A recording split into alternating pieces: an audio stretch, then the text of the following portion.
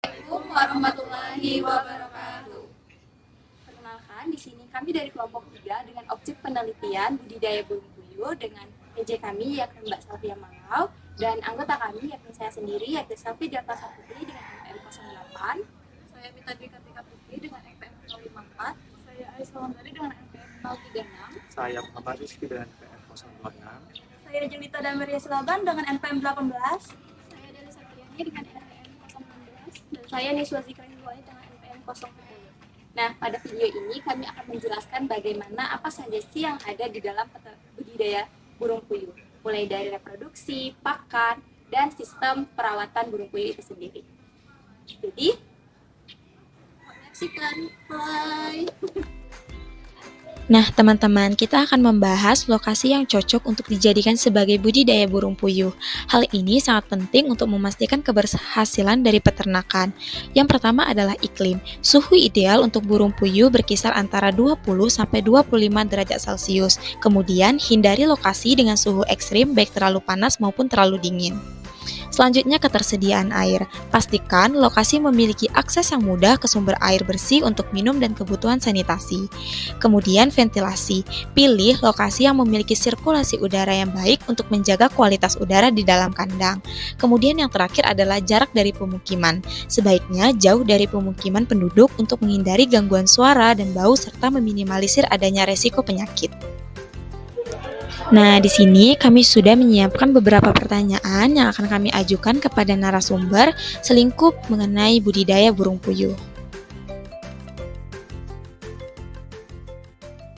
Di sini kami sudah berada di tempat budidaya puyuh, di mana lokasinya di Pematang Gubernur dengan Bapak narasumber kita yaitu Bapak Slaan.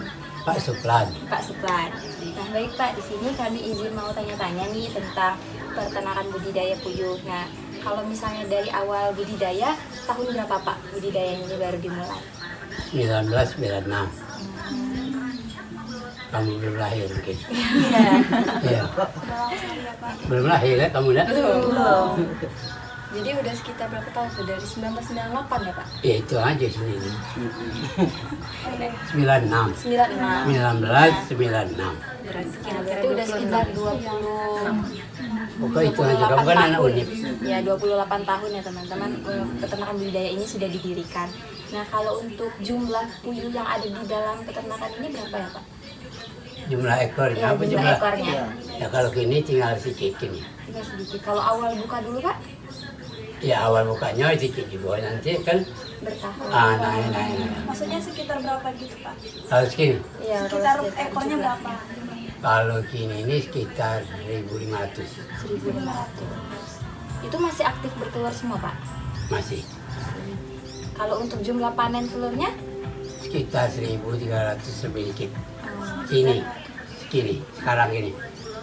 Kalau untuk penetasan dulu Pak, sekali inkubasi telur itu berapa jumlahnya Pak? 1.000 1.000 untuk satu kali Netaskan. inkubasi.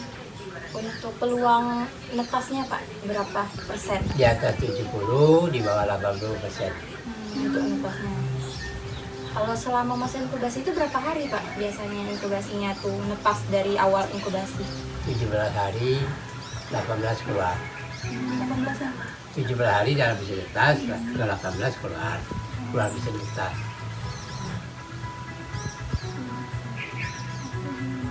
Kalau untuk pakannya Pak, mungkin apa substrat dikasih di pakannya?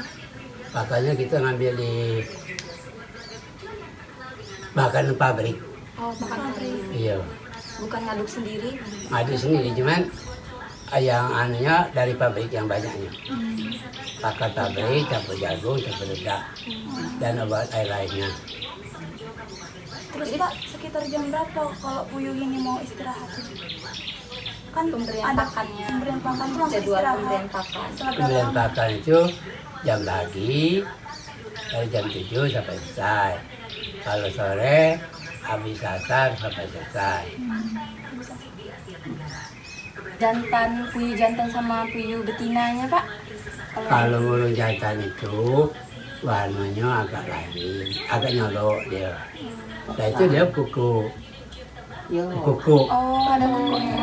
Kalau yang anak, yang tinggal tidak kuku. Jadi mungkin kalau selama masa kawin itu Pak, apa Pak kelihatan dari jantannya itu untuk cocok untuk jadiin bapakan? Ya ada ciri-cirinya yang anak Valentino. Pilih yang bagus-bagus yang anak. Mungkin dari ukuran gitu ya Pak? Tidak boleh, yang penting yang ganteng-ganteng. Bisa ya. Motifnya menarik ya Pak ya? Ya, sama kayak kamu nengok cewek cowok kan? Mungkin dari perawakan morfologinya teman-teman burung puyuh yang digunakan sebagai bapakan dan indukan untuk penetasan budidaya petelur puyuh. Mungkin itu saja teman-teman pertanyaan-pertanyaan yang sudah kami tanyakan kepada narasumber yang berkaitan tentang budidaya burung puyuh. Baik Bapak, kami selaku dari perwakilan kelompok 5, terima kasih atas waktunya dan mohon maaf mengganggu waktunya juga Bapak. Ya. Terima kasih Bapak. Makasih kembali. Di sini kami juga mengamati langsung kondisi kandang burung puyuh serta terdapat pula stok pakan yang digunakan peternak untuk mencukupi nutrisi burung puyuh. Adapun pakan yang digunakan yaitu konsentrat petelur, jagung halus, dan vitamin puyuh. Kemudian untuk pakan anakan yaitu konsentrat anakan, vitamin dan juga vaksin anakan.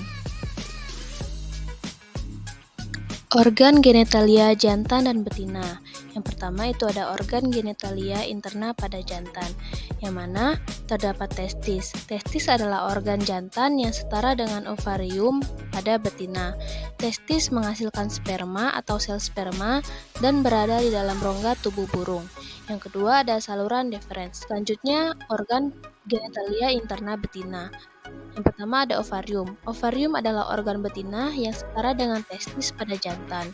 Ovarium menghasilkan sel telur dan berada di dalam rongga tubuh burung. Selanjutnya ada oviduk. Oviduk adalah saluran panjang dan melingkar yang merupakan tempat di mana telur dibuahi dan berkembang sebelum dikeluarkan dari tubuh. Oviduk terbagi menjadi beberapa bagian, termasuk infundibulum, tempat telur dibuahi, tuba fallopi, tempat pembuahan terjadi, dan bagian uterus, tempat telur berkembang sebelum dikeluarkan. Selanjutnya, organ genitalia eksterna pada jantan. Pada burung puyuh jantan, organ genitalia eksterna yang paling mencolok adalah kloaka. Kloaka adalah saluran yang berfungsi sebagai lubang ekskresi dan reproduksi. Pada saat kawin, kloaka menjadi tempat di mana organ genitalia eksternal jantan yang disebut palus akan muncul. Palus adalah organ reproduksi eksternal yang digunakan untuk memasukkan sperma ke dalam kloaka betina saat proses kopulasi. Selanjutnya, organ genitalia eksterna pada betina. Sementara pada burung puyuh betina, organ genitalia eksternal yang paling mencolok juga adalah kloaka. Kloaka pada betina memiliki fungsi ganda, yaitu sebagai saluran keluarnya telur dan juga sebagai tempat penetrasi sperma selama kopulasi.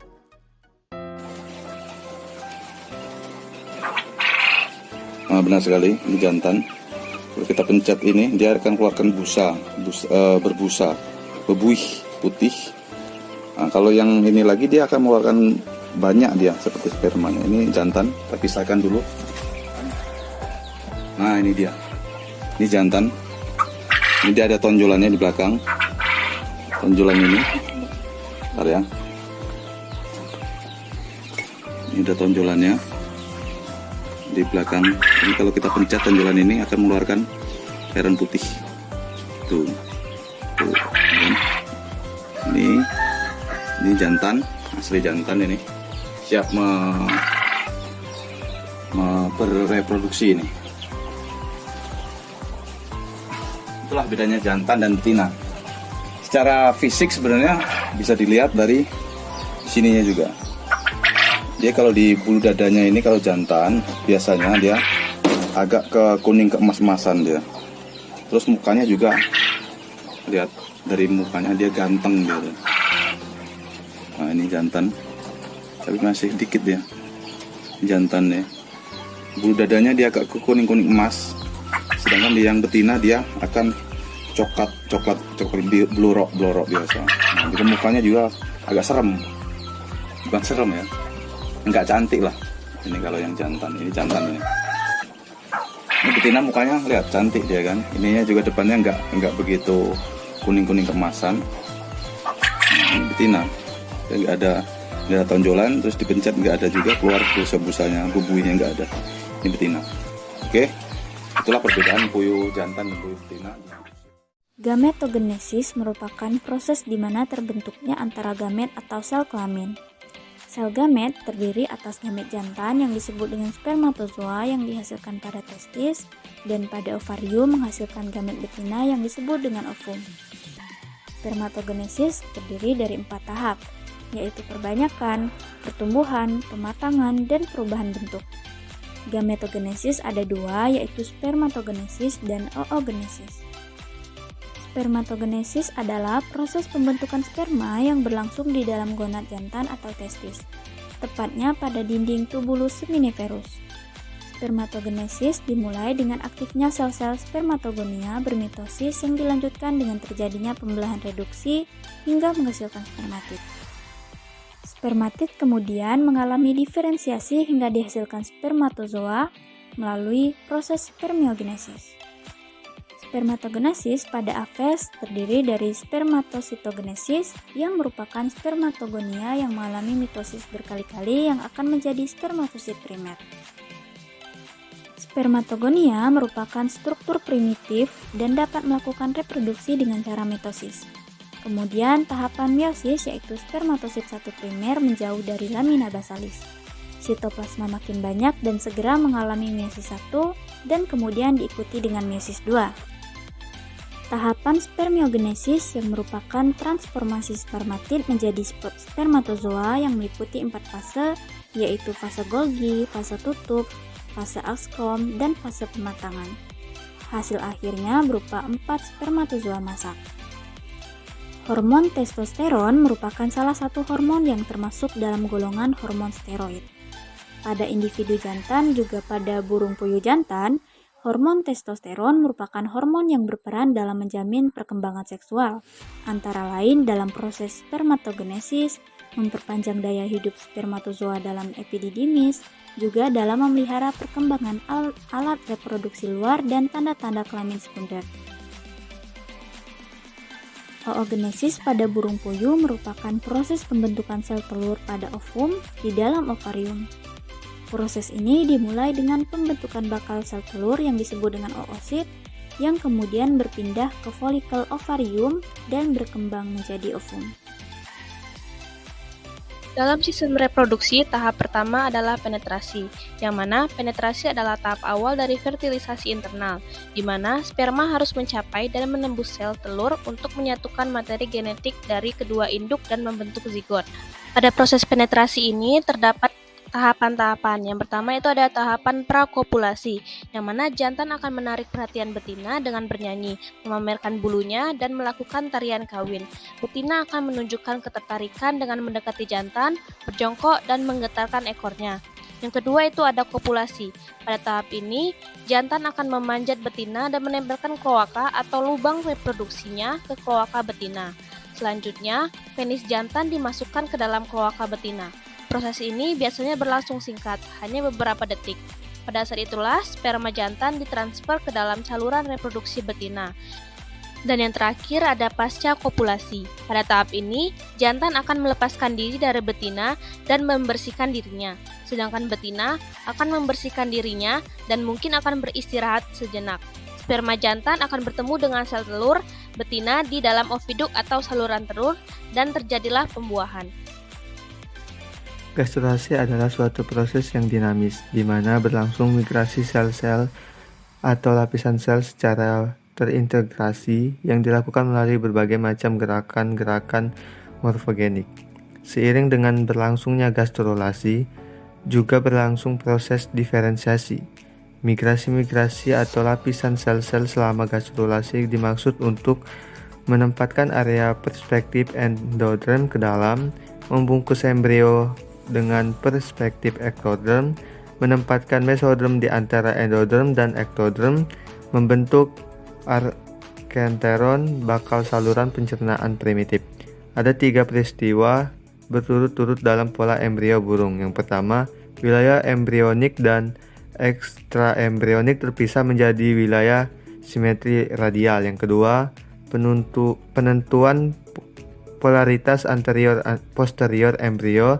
Yang ketiga, pola epiblast dengan induksi mesoderm di dominan posterior embrio yang berbentuk sabit. Proses gastrulasi pada burung puyuh merupakan tahap perkembangan embrio yang kompleks dan penting dalam membentuk lapisan-lapisan jaringan tubuh yang lebih kompleks. Proses ini melibatkan pergerakan sel-sel embrio yang membentuk 3 lapisan utama, yaitu endoderm, mesoderm, dan ektoderm. Selama gastrulasi, pergerakan sel mengatur ulang embrio berlapis tunggal menjadi jaringan berlapis-lapis. Proses ini sangat berbeda antar kelompok vertebrata, sementara amfibi dan ikan menciptakan lapisan dalam dengan pergerakan lembaran sel epitel melalui pori-pori blastopori. Burung dan mamalia melakukan dengan masuknya sel-sel individual baik di epiblast maupun primitif. Garis selama ingresi sel mengalami transisi epitel ke dalam mesenkim, memperoleh fenotip motil yang memungkinkan sel bermigrasi keluar dan dari garis untuk mengisi mesoderm dan endoderm. Adapun tahap-tahap dalam proses gastrulasi pada burung puyuh, yang pertama pembentukan blastula. Proses fertilisasi sel telur yang telah dibuahi melalui berkembang menjadi blastula yang merupakan sel yang terdiri dari lapisan sel tunggal. Yang kedua, invaginasi. Merupakan tahap awal gastrulasi adalah di mana bagian tengah blastula atau blastover mulai mengalami pergerakan ke dalam membentuk lipatan yang disebut primitive string. Invaginasi terjadi karena sel-sel di permukaan blastula bergerak ke arah dalam untuk membentuk lapisan endoderm. Selanjutnya, pembentukan lapisan-lapisan. Selama invaginasi terjadi, pembentukan lapisan-lapisan utama embrio yaitu endoderm atau bagian dalam, mesoderm bagian tengah, dan ektoderm bagian luar. Pembentukan blastover yang terbentuk dari invaginasi akan berkembang menjadi rongga tubuh embrio yang disebut dengan arkenteron. Merupakan struktur awal dari sistem pencernaan yang akan berkembang lebih lanjut. Selanjutnya, pembentukan notochorda.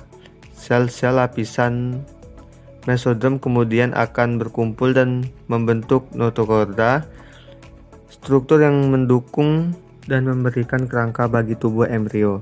Notochorda juga berperan dalam pembentukan sumsum tulang belakang pada vertebrata. Pembentukan ektoderm. Ektoderm yang merupakan lapisan terluar embrio akan terus berkembang dan membentuk berbagai struktur seperti kulit, sistem saraf, dan mata. Selanjutnya, penutupan blastover. Tahap terakhir dalam gastrulasi adalah penutupan blastover, di mana lipatan primitif strik yang awalnya terbentuk akan bergabung kembali dan menutup blastover. Penutupan blastover menandai akhirnya dari proses gastrulasi dan awal dari pembentukan struktur organ dan jaringan lebih kompleks pada embrio burung puyuh. Nah, di sini untuk mengamati perkembangan telur, kami melakukan penetasan buatan dengan menggunakan mesin inkubasi. Inkubasi telur puyuh melibatkan beberapa langkah penting untuk memastikan telur menetas dengan sukses. Berikut urutannya, yaitu yang pertama, pemilihan telur. Pilih telur yang sehat dan tidak cacat fisik. Telur harus berukuran standar, tidak retak, dan memiliki bentuk yang simetris. Yang kedua, pembersihan telur. Bersihkan telur dengan hati-hati menggunakan kain lembut yang sedikit basah. Yang ketiga, persiapan inkubator. Pastikan inkubator dalam kondisi bersih dan berfungsi dengan baik. Atur suhu inkubator pada 37-39 derajat Celcius dengan kelembapan sekitar 50-60%. Yang terakhir, penempatan telur dalam inkubator. Tempatkan telur di dalam inkubator dengan posisi bagian tumpul menghadap ke atas. Berdasarkan banyaknya vitellus atau kuning telur, telur burung puyuh termasuk tipe megalechital. Megalechital adalah telur yang memiliki paling banyak vitellus. Tipe pembelahannya adalah meroblastik. yaitu blastomer hasil pembelahan tidak terpisah secara sempurna. Blastula ini terbentuk cakram. Rongga blastula terbentuk di antara epiblast dan hipoblast, dijumpai pada ikan, reptil, dan burung. Hari ketiga, sudah kelihatan benang-benang atau serat berwarna putih dan otak mulai terbentuk. Pada hari ke-6, sudah terlihat struktur utama tubuh seperti mata, sayap, dan juga pembuluh darah.